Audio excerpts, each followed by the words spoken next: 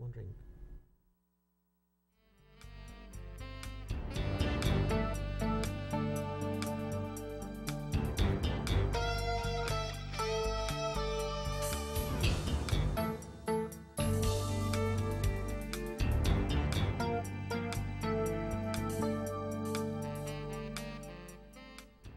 Hello, I'm John Karoulis, and welcome to Insight. Not that long ago, Donna Tonrey was working in a profession where she met with families at both joyous and mournful occasions. She was a florist. She's changed professions, but still works with families as a marriage and family therapist and directs a clinical counseling program at Salle University. Dr. Tonrey was one of the first, if not the first, Salle student to earn a doctorate here. Welcome. Thank you. Well, Donna, what happened in your life to make you switch from being a florist to a marriage and family therapist? Well, it's interesting. When I was a florist, I kind of went into it from my background with my father, who was a Rosarian. So I was always exposed to the floral industry, so to speak, and somehow it just came about that I ended up opening my own flower shop. And I happened to be pretty good at it, and I found out that I was pretty good in business, and things were flowing rather well. But I found in my work that it just wasn't fulfilling enough for me. It wasn't as meaningful enough for me. And about 10 years after I had opened the shop, I decided to look into other careers, so to speak. And what I actually found was that the floral industry turned out to be more of an occupation for me, and I was looking really to find my vocation. Mm-hmm. And I think that that's what happened. I found my vocation. Why psychology? From out of any of the fields you could have chosen, why psychology? Why that area? Well, certainly the people component. Was always interested in people, and what I found in the business end, which I had to relearn for myself, was the people were most important to me. Mm-hmm. My employees, the customers, anyone that I was in direct contact with, the community, and the people part was most valuable. The problem is when you're in business, you also have to be profit-oriented. Mm-hmm. So I had to learn how to be profit-oriented and keep the people component. So I knew that I always had an interest in psychology, so it was natural for me to do the study of psychology. What I didn't know and found when I did my search of what I was going to do when I wanted to get my master's degree was that marriage and family therapy really spoke to the who I am, because the premise of the therapy is relationships. Mm-hmm. So it's really talking not just about people, but getting involved in people's relationships. Okay. LaSalle started its doctoral program in psychology in 1998, and you were in the first class. Yes. It was brand new, but what made you choose this program? Well, I had gotten my master's from LaSalle. Okay. So by the time I had gotten my doctorate, I was already in a full-time private practice as a marriage and family therapist. So I wanted to go on with my education, and at that time, our psychology program, our doctoral program, had a family psychology component to it. Mm-hmm. So I enrolled in the family psychology component. So it was a nice complement to my master's degree. Mm-hmm. So when you were working at your family therapy practice, mm-hmm. going to school, so I guess you could combine the two, like, you do your clinicals and your real life job and so forth. Right, and that? Right. Well, when I walked into the clinicals for my doctorate, I walked in a seasoned therapist, so it really was a wonderful experience for me because I could find different things to do that would enhance my experience. So I went and did some things that were very different. I went and worked in a partial hospitalization program as part of my clinicals because I hadn't had any of that experience. So I really complemented my experience and my expertise. Okay. Well, after you finished your master's, you went into the business. Not going to ask for names, but the first client you had, mm-hmm. What was the occasion? What did they need, and what was that all about? If you can, here you are, a brand new therapist, all the credentials, mm-hmm. and here's a real customer. Mm-hmm. Well, it was a couple. A couple came for counseling, and they had communication issues, which is typically the first thing that couples say when they come into therapy. And it was quite scary because in my training, all of my training had been working with individuals, from a systems approach, but I was working with individuals for the most part. And here I am now, and it's my first client in my private practice, and it's a couple. And couples therapy is incredibly energizing. It's good work, I love it, but it's also quite difficult. Mm-hmm. And I got baptism by fire, so to speak. For the doctoral program, ours is a PsyD as opposed to a PhD, but Yes. did you have to write a dissertation? Yes, yes. Which means you have to defend it. Yes. Which means all your work boiled down into this document, and four or Yes. five professors are coming at you Yes. trying to pick it apart. You're right. And how was that? Actually, it was wonderful. I mean, the faculty here is great at LaSalle. It was a wonderful experience. I ended up having an excitement about what I was studying in my dissertation. I was studying creativity and psychotherapy. Mm-hmm. I, from that, ended up with a technique that I developed. That technique I'm now doing research on. So altogether, it was just a wonderful beginning to an experience that just kept going on. But the faculty here were tremendous. I can't say enough about how exciting it was. It was a lot of hard work, and there were times I wasn't sure I'd ever get to the end of that work, but I did make it to the end, and it was a good experience. And just to clarify for the viewer, Donna was one of the first three, but depending upon, I think you finished your dissertation, somebody done their clinical first, or you done your clinical first, right. so we're not quite sure. I was the first dissertation. Yeah, that I'm not was sure completed. who the very first one was, but you were one of the first three. You mentioned couples and things. Is that why you wanted to go and marry? You found your niche in marriage and family therapy because you wanted to work with a group as opposed to individuals? Well, I found my niche in family therapy because what intrigued me about family therapy was the systems approach. The idea that you look at a person in their context. And sometimes what could appear to be maladaptive behavior, if you start looking at the person in their context, their maladaptive behavior is actually adaptive to the system that they grew up in. So then it starts making sense why a person might do what they do. So I was really intrigued by the contextual approach. And then by virtue of studying that and seeing myself working with children or adolescents, I realized there's no way that you could, especially with a child, not address the whole family system. And that just brought me closer and closer to marriage and family therapy. Okay. More with Dr. Donna Tonrey when we return. See you soon. And we're done the first segment. That was awful.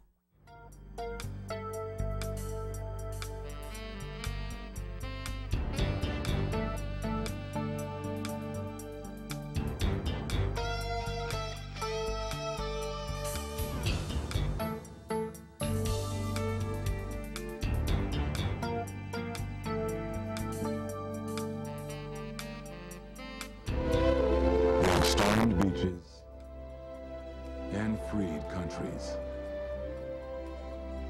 They've raised our flag and our hope. They've been called leathernecks. They've been called devil dogs. But above all, they're called Marines. Hi, I'm Eddie Montgomery. And I'm Troy Gentry. As Montgomery Gentry, we have traveled all over this great country, living out our dreams, playing music. The road has taken us from small town county fairs in Iowa to huge arenas in California. No matter where we go, we are reminded of our blessings and how proud we are to be Americans.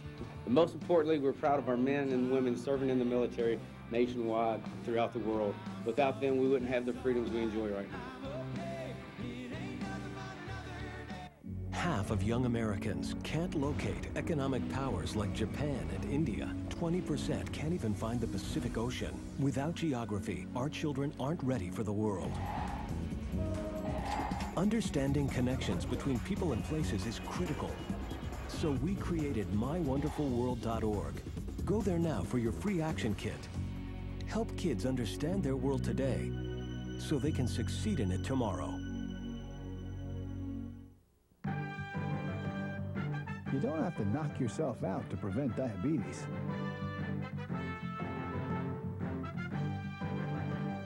Get real. If you're over 45 and overweight, you can prevent diabetes. Lose 5 to 7% of your body weight, get 30 minutes of physical activity 5 days a week, and eat healthy. Take the first step. Talk to your healthcare provider. Prevent diabetes.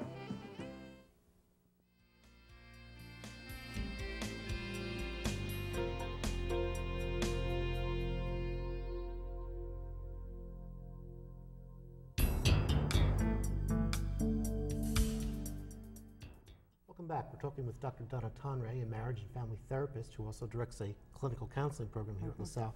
Donna, I'm going to show my age here in that when I was in elementary school, I came home from school and there was Mom, hot chocolate in the winter, lemonade in the summer, and you know, we'd do our homework and she was there, and it was the, you know, Leave It to Beaver life. That's changed. Of all the things that have happened to the American family, what causes the most trouble, or what's the most common difficulty you find when treating families or dealing with families? What's, I guess, the number one concern or trouble part of the family unit? Sometimes it's time together, but for the most part, what I have found in my work, the piece that brings the most trouble and issues to a family or to a couple is people not being open enough in communicating their thoughts and feelings, not even understanding their thoughts and feelings well enough to communicate them well. And sometimes what happens, especially with regard to a couple, is that they find themselves not being genuine with each other. So here you are married to this person, and it's the person who you're supposed to be the closest to, and it's the person you're being sometimes the least genuine with, maybe even disingenuous with. And that seems to be more of the problem that happens in couples and family systems. And if that starts to be remedied, the other issues such as time constraints, working hard, busy schedules, can all be worked out. If the other piece, the communication and the being genuine with each other, isn't worked out, it's going to filter into everything that the family does.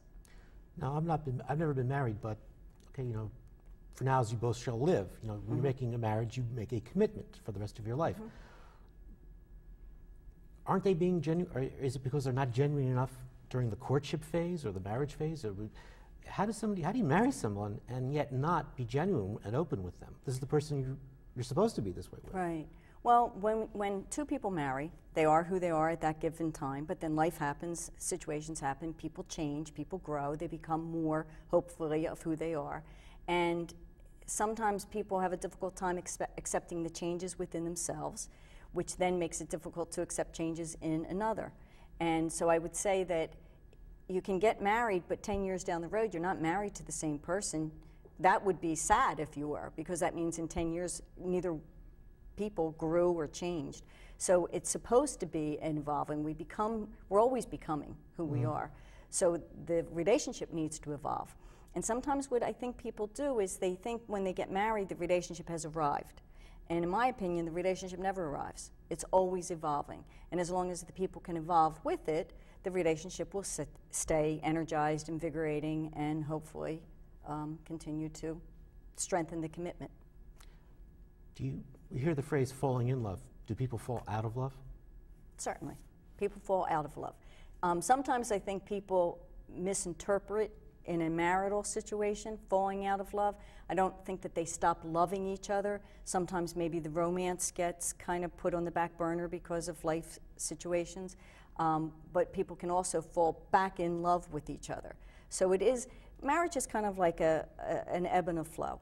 It's problematic if it's like this, but it's just as problematic if it's like this. So the idea is that there will be ebb and flows in any relationship, marriage or any relationship.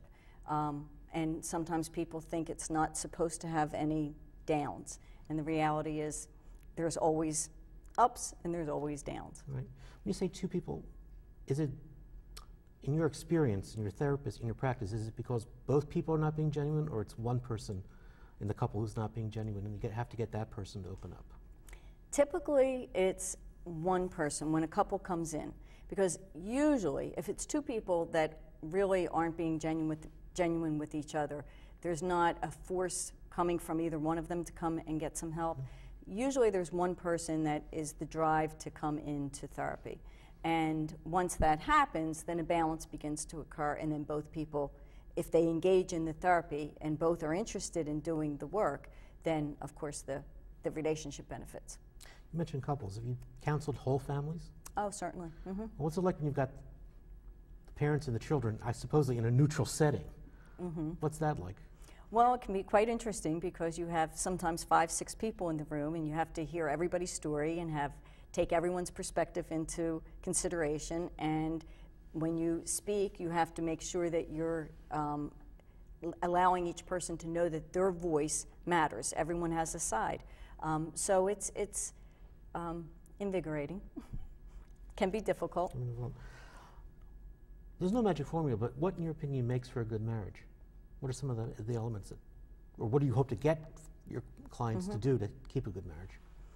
I would say the main ingredient is for each person to allow themselves, one, to have a good relationship with themselves first, understand themselves first, understand their own thoughts, their own feelings, and begin to express that aspect, all aspects of themselves that they want to their mate.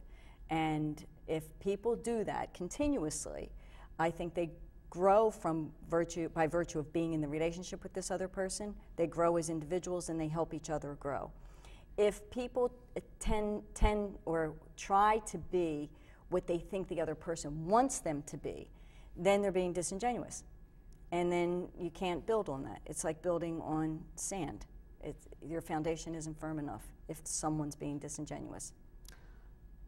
I remember in the movie, I can't think of the title of it now, War of the Roses, and Danny DeVito's telling the prospective divorce client, whatever you do, find that little something that made you fall in love in the first place and go back and fix it. Can you fix it? Can you fix a marriage? Absolutely. Absolutely. But both parties have to be willing and participating. And the therapist doesn't fix the marriage. The two people fix the marriage. So your job is to point them in the right direction?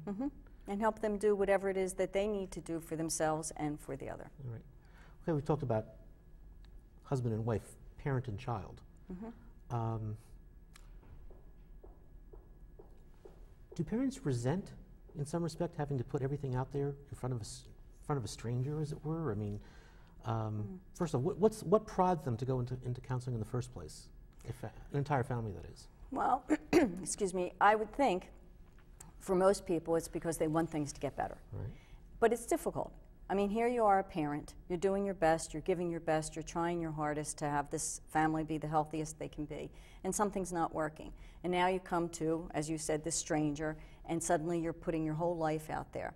And oftentimes parents will be quite protective of their family system. It's kind of like, fix us, I dare you. You know, that we want you to fix us, but we don't want to give up what we have. And they should do that. That's important, that's healthy. And until they trust this other person, and then they can begin to look at things, make some changes, and understand that there's some things that they're doing that work well, and then there's some things that they're doing that may not be so beneficial. How do you take your strengths, utilize them to change the things that aren't working so well? How do you get them to trust you? Well, actually, I do the same thing that I expect and hope that they will do in their own life. I be genuine. I give them the genuine me, my personality, my expertise, my clinical skills. What I give to them is as genuine as I can possibly be. And you are married and you have children? Yes. So at least you know. I know the trials and tribulations. Okay. $1 million question here, but roughly I think it's what half of all marriages end in divorce. What are the pressures on a couple or a family that lead to a divorce? What's the number one cause, I guess I'm trying to ask? What's the main cause? It's interesting because in my work what I've seen is that when couples come in with crisis, and sometimes the crisis is an affair or it's some betrayal of some sort, and they are in crisis, they tend to rise to the occasion. Oftentimes it's the everyday small issues that don't get addressed that kind of break away the system, kind of break things down. All right. More with Dr. Donna Tonrey and the State of the American Family when we return. Please join us. That was 9 minutes.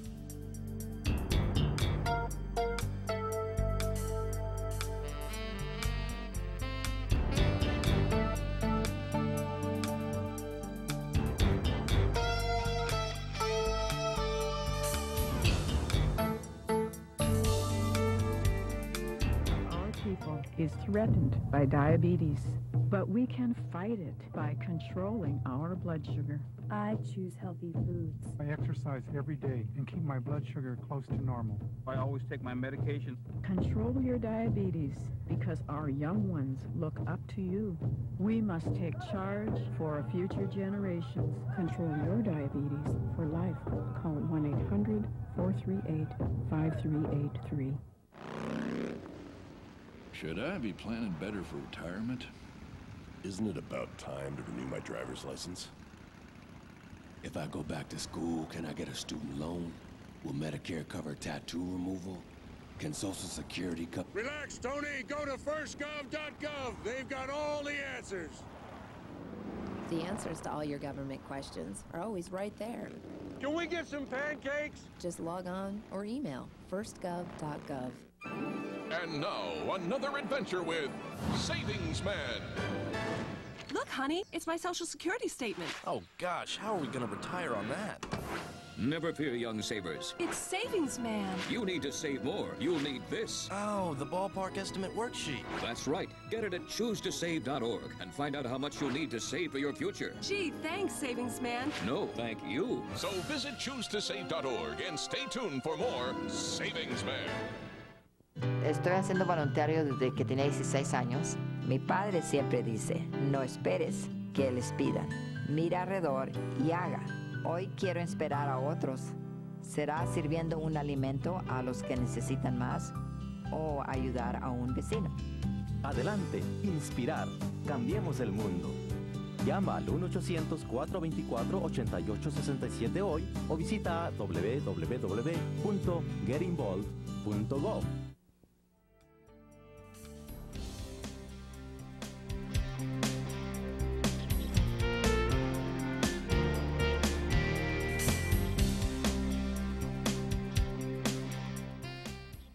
Welcome back. We're talking with Dr. Donna Tonrey, one of the first students at LaSalle to earn a doctorate in psychology.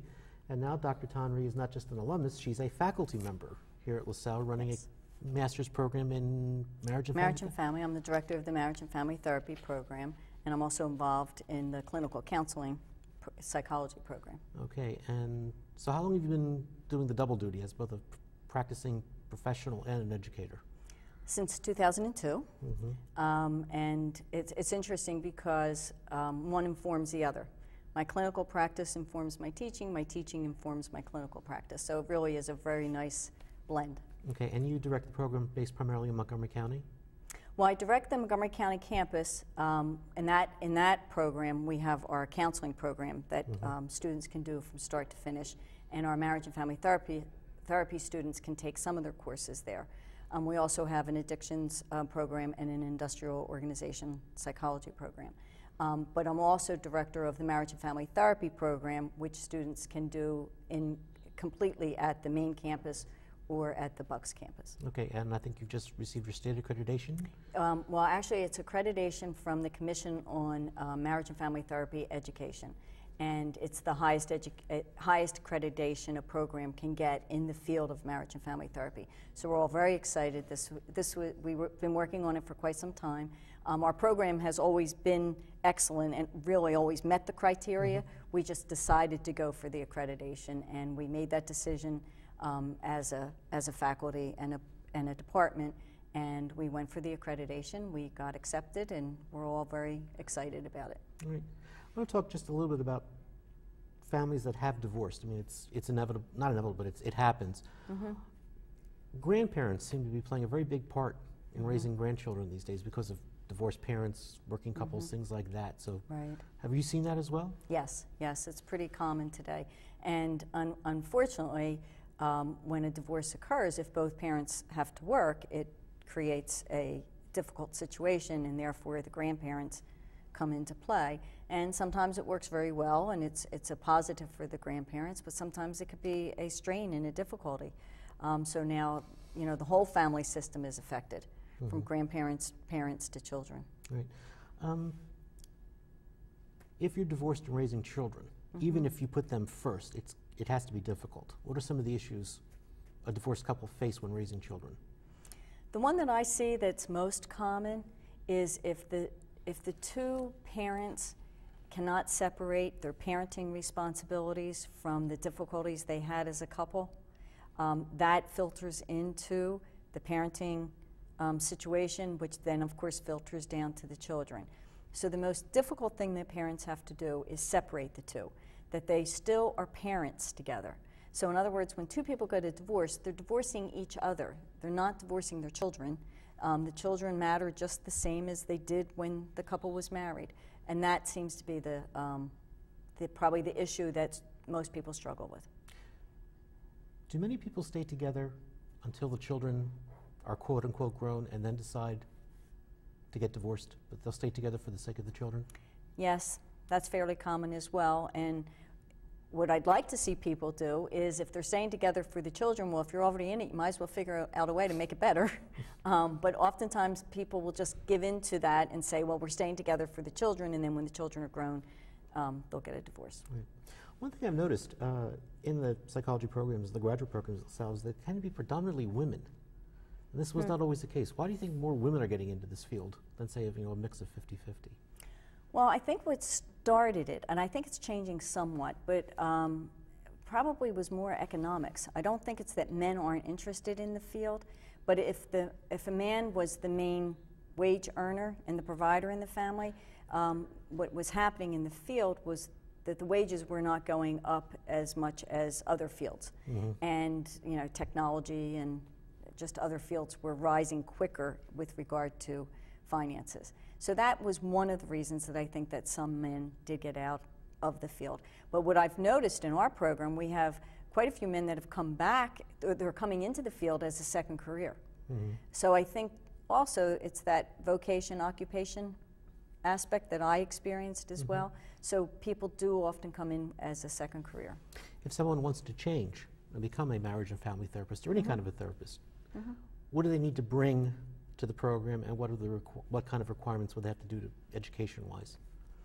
I guess I should say, what qualities make for a good marriage and family therapist? Okay. Well, obviously, people skills. Probably the most important quality, have a deep understanding of self, have people skills, an interest and desire, the intelligence to do the work, good academic skills. So if a person brings all of that together, then this probably is a wonderful field for them.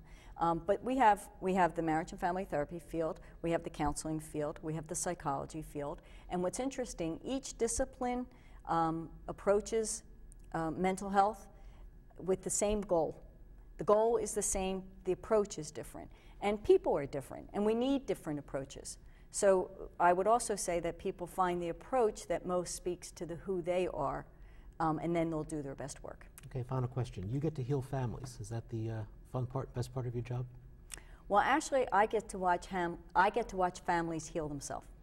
Okay. I help them in the process, but they do the healing. Okay. All right, we've been talking with Dr. Donna Tonrey about marriage and family therapy. We'll see you next time on Insight. Thanks for watching.